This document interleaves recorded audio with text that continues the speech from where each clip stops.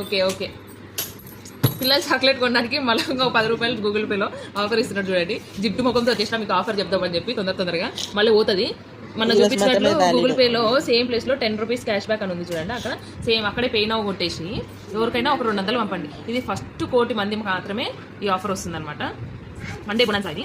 ఎవరికైనా ఒక 30 రూపాయలు లేకపోతే కదా ప్రాబ్లం లేదండి. ఓకే 30 రూపాయలు 200 రూపాయలు పంపండి. 200 పంపిస్తే జస్ట్ నాట్ రిసీవ్. ఓకే ఇంకొకటి పంపుతాం.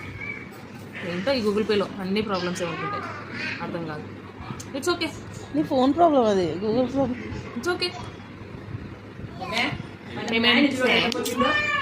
డన్ కొట్టంగానే స్క్రాచ్ కార్డ్ వచ్చింది కదా.